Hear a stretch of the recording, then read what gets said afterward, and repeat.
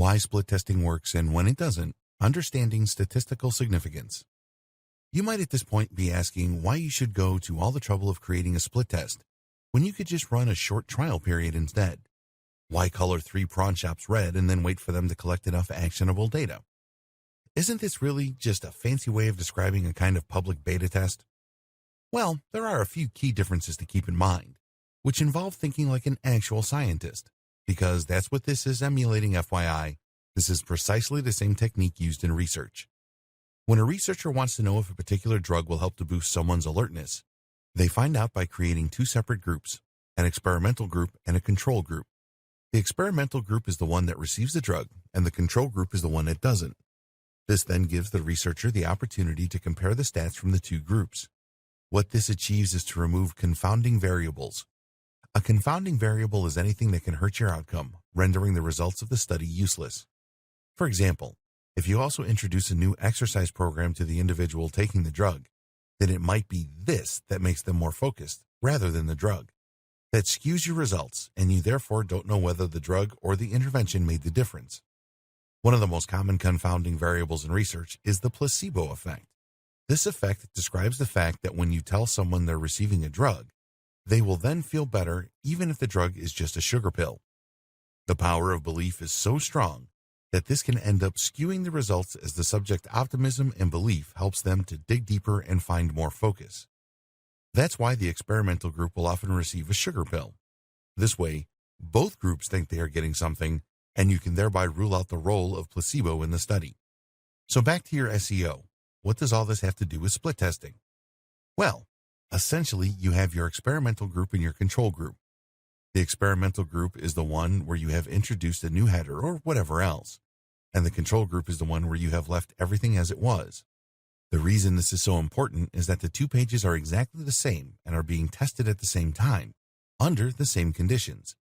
If you changed the page only for a short time and then changed it back, you wouldn't be able to account for confounding variables such as naturally peaking and waning interest, or such as global events that might impact on internet usage habits.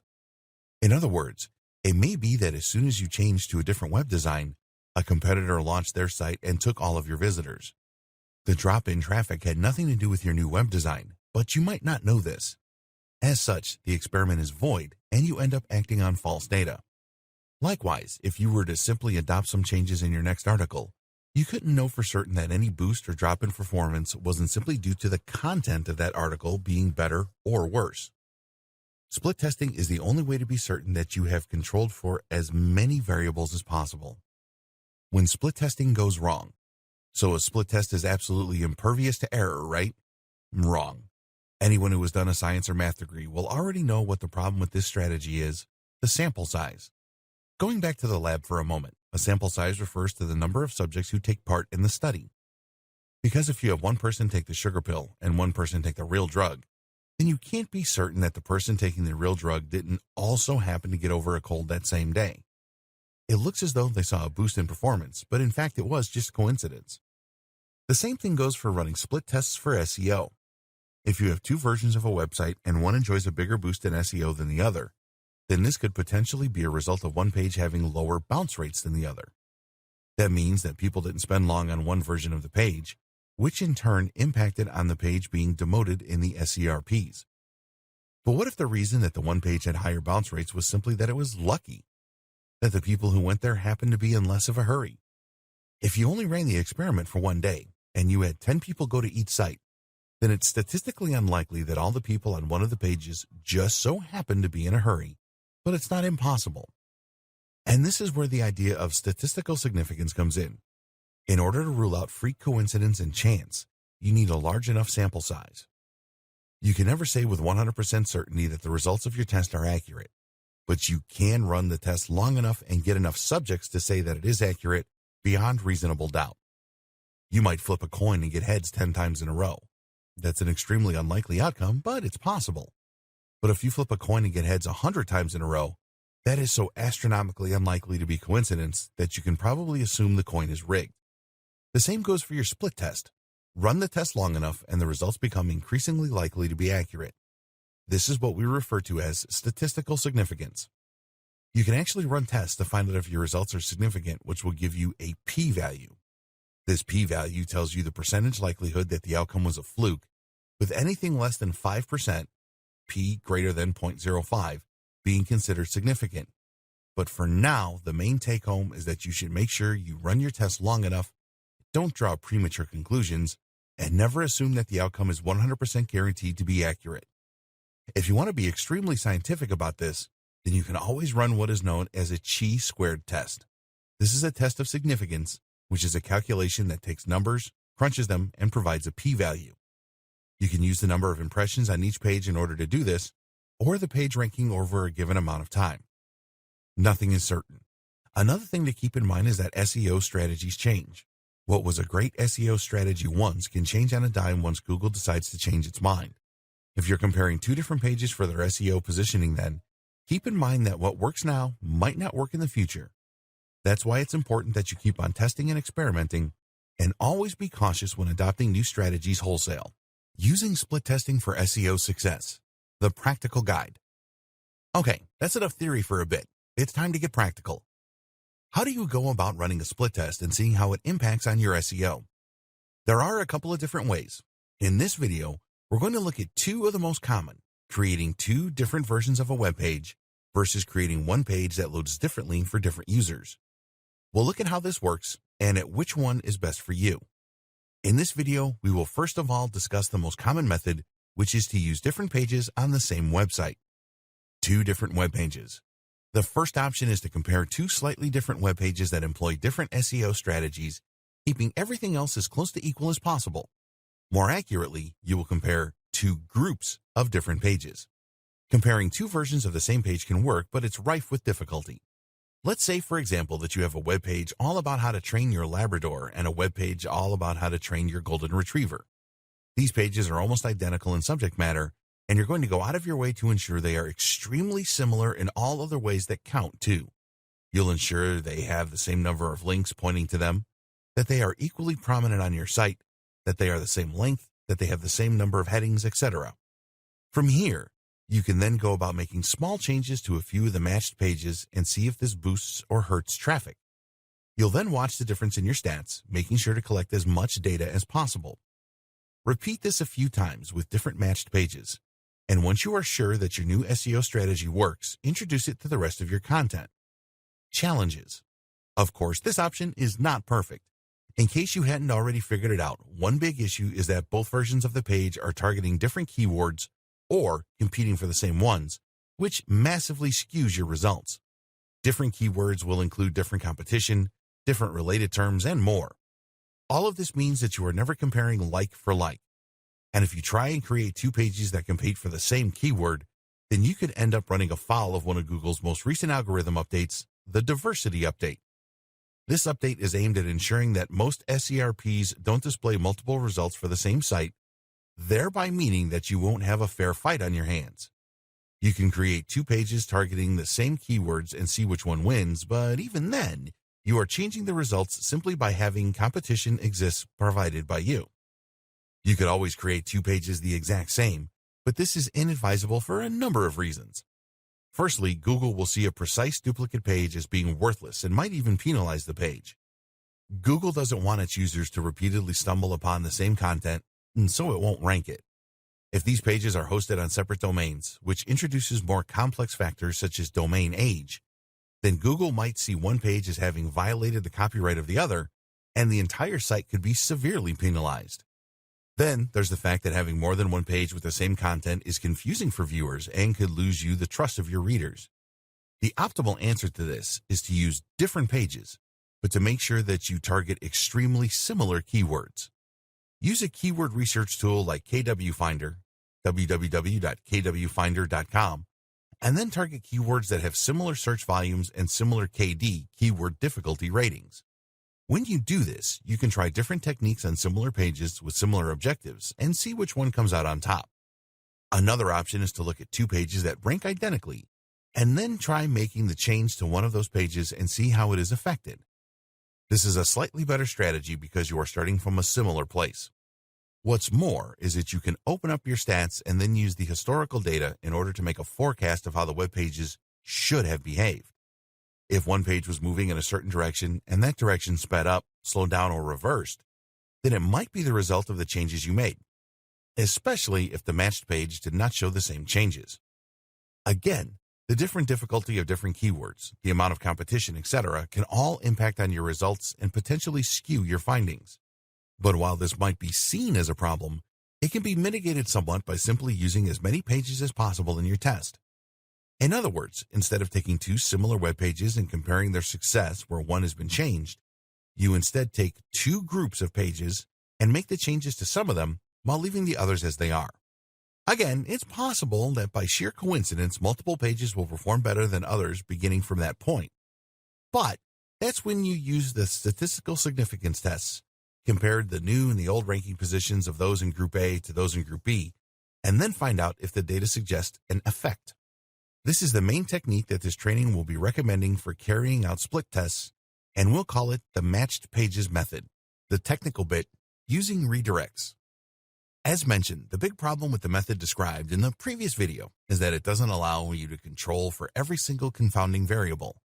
While you might run lots of tests with very similar pages, they are still different pages, and they might still succeed or fail based on other factors. While you can use larger groups to minimize this effect, it's still ultimately going to mean basing your decisions on estimated guesses. And there are limits to just how many pages you can use in a split A/B test. If you're going to be changing the results across hundreds of pages on your site, then this will involve a lot of work. What's more is that you will be potentially hurting your site in a big way if the change proves to be a mistake. The whole point of A/B testing is to conduct the experiment in a controlled manner. So what can you do?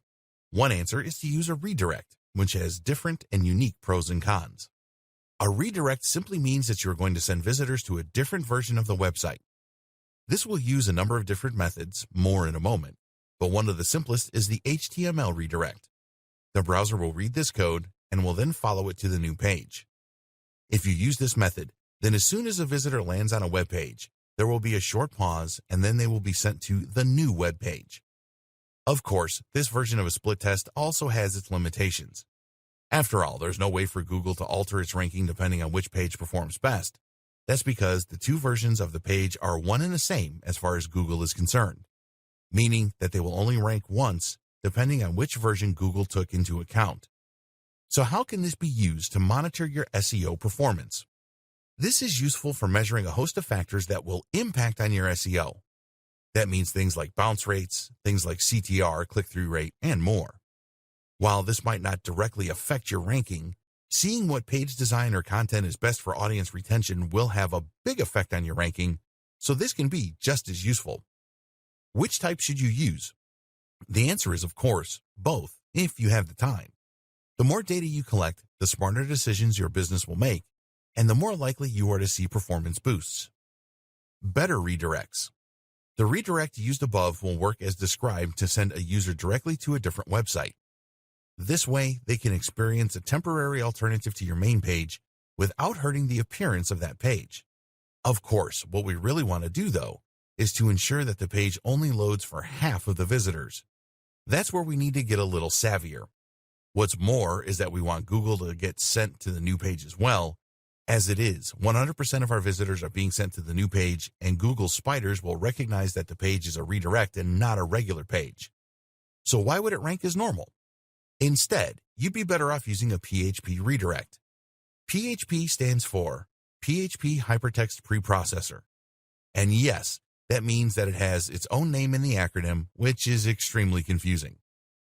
PHP is a form of scripting language that runs on the server rather than in the browser. Your website is stored on a server somewhere, which is essentially a large computer, and the HTML code is then sent to and interpreted by a browser each time someone types in the correct URL. Because PHP runs on the server, that means that it runs before the browser ever sees it. In turn, that means that the page will appear in the browser fully formed. You can redirect in PHP by creating a PHP file with the name of your page and then inserting the following text. This will now redirect visitors to the new location, and it will do so in a way that is impossible for anyone to detect.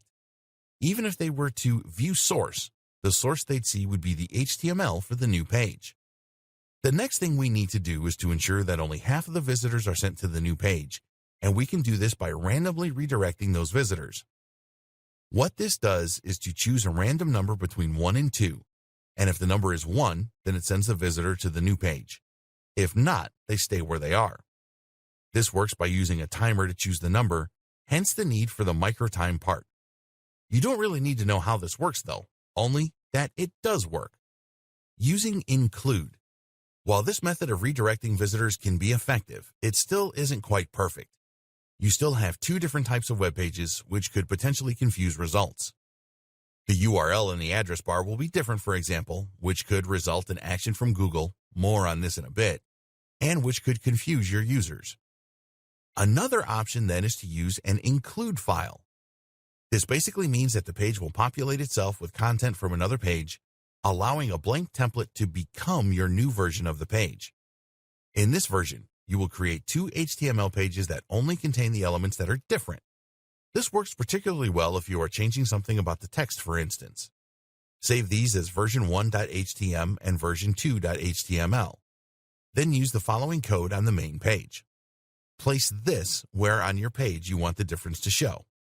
Of course, this becomes a little harder to track, and it won't be suitable for every single option. But you can always create two full-page include files and have them load instead. Finally, you can also include what is known as a 301 direct, which you'll achieve by using your htaccess file available through your file manager. Just open it up and add the line. As you can see, there are plenty of options, but by understanding how redirects work and how to use them if you should decide to, you'll be able to employ the full range of strategies. More use for redirects. There are more ways that redirects can be useful and more reasons that you should familiarize yourself with the technique. For example, this is also by far the most useful option for measuring other metrics, such as your conversions and your profits if you have a sales page, for example. In other words, if it's not ranking that you're testing for, then you can happily use the redirect method and then see whether this impacts on the way that users engage with your site. We'll talk more about this later in the training. Redirects using the include method can also be a better way to run the matched pages test. Rather than manually change half of the pages on your site, or a large bunch of pages in your experimental group, you can use the include file in order to make the change once and then insert it into half the pages on your site. That in turn means you'll be able to quickly reverse your efforts as well, or even run entirely new tests by changing text in just one document. Finally, a redirect can be a useful way of testing changes using the previous method, but without permanently altering your site.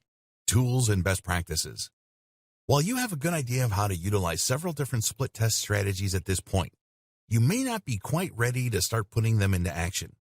There are some key points to keep in mind in order to avoid running into trouble, and some additional methods and tools that can help you get an edge. You'll find all that in this video. How to avoid negative consequences from redirects. While split testing can be a fantastic way to measure the performance of various versions of a site, it does come with a couple of potential dangers. In particular, using the redirect method can risk harming your SEO. Google has officially stated that it has no problem with either split tests or with redirects. In fact, redirects are commonly used in a variety of other scenarios. They are necessary for many e-commerce tools, for example, and also used to mask URLs for affiliate marketers. But redirects can also be used maliciously, and it's here that the problems come in. Cloaking is a technique used by some developers in order to effectively trick users into going to a different page. So for example, you might create a website that provides free, valuable fitness information. Over time, you build that site to be highly successful, and you begin to rank in the top for how to lose weight. Nice!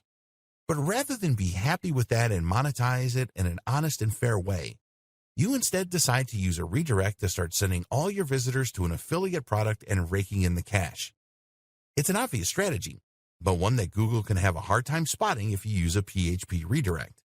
Of course, Google does usually cotton on, and at that point you will see your page and probably your entire website de-indexed.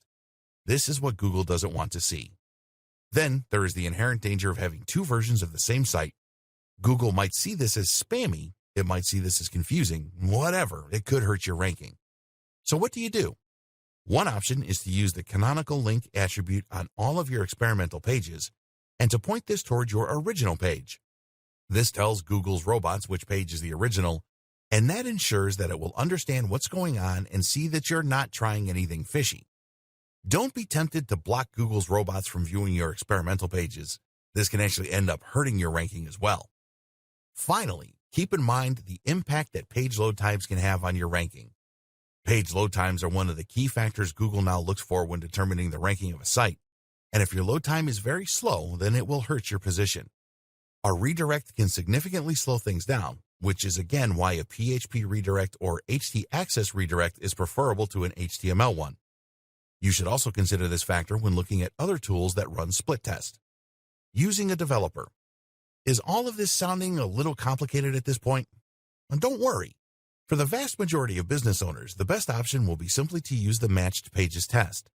Take two groups of pages, make a few changes to one, and then monitor their performance over time. Use forecasts for their behavior, and see which pages outperform their predictions and which don't. If you want to check for significance, then you can run a chi test. If you still find that notion a little confusing and you don't know how to do things like tracking the position of your website on Google, or if you want to get more advanced by comparing pages using a redirect, then you have another option: hire a developer or a marketer to handle the process for you. This can simplify the entire process and is advisable for any business that isn't familiar with the intricacies of SEO and code. The single most important tip.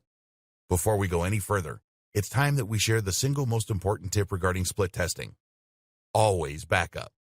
Whether you choose to use a developer or to handle all this yourself, making different versions of your web pages can introduce risk. This is especially true when using the include method or others that actually alter the content on the original version of the page. So, make sure that you back up your site regularly and that you especially back up any pages you'll be tweaking. Tools for split testing. Tracking. In order for split testing to work effectively, you of course need an accurate way of tracking performance. To that end, it's a good idea to invest in some high-quality keyword tracking software that can show you your position in the SERPs for particular terms. You'll then be able to use these tools to compare how your site is performing after the changes to how it performed before the changes. While there are plenty of great tools out there, two great examples include SEMrush, www.semrush.com, which is one of the most expensive but feature-rich SEO tools on the market, and SERP Watcher from Mangools, www.serpwatcher.com, which is a more affordable but generally no less effective alternative. Google Analytics. Google Analytics won't track your position in the SERPs, but can show you a huge range of different factors relating to your site's performance. These include things such as CTR, bounce rates, and more. You can view this information as trends over time, or you can see it displayed on a per-day basis. You can even track individual visitors, thereby seeing how someone who comes from a certain link behaves on your site versus another. This would, in theory, allow you to create lots of different split tests on the fly, simply by dividing your data into categories and comparing. Setting up Google Analytics is fortunately very simple. You'll need to place a small tracking code on each page of your site, which you can get from Google. You can do this manually or use a plugin or developer to handle it for you. Once you've done that, you'll need to wait for 24 hours. This gives Google long enough to collect some basic data, which can then be used however you wish. You'll choose to set up a view, which will be called a lens and will include the stats you're interested in at that time.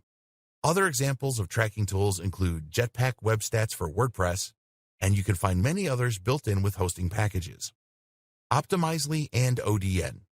ODN, https://odn.distilled.net, is the optimized delivery network from a company called Distilled.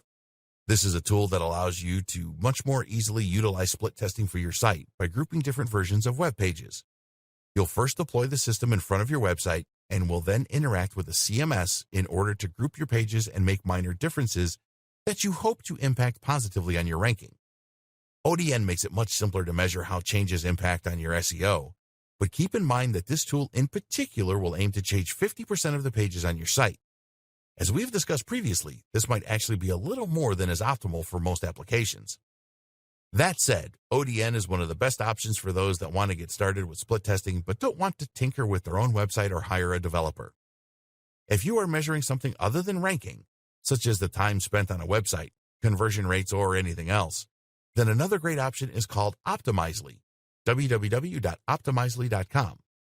Optimizely will work by using the redirect method, but won't hurt your rankings thanks to the canonical tag and the fast redirect speeds. Neither of these tools are free, but in theory, they can pay for themselves. If you're interested in split testing and want to make your life as simple as possible, then try them out.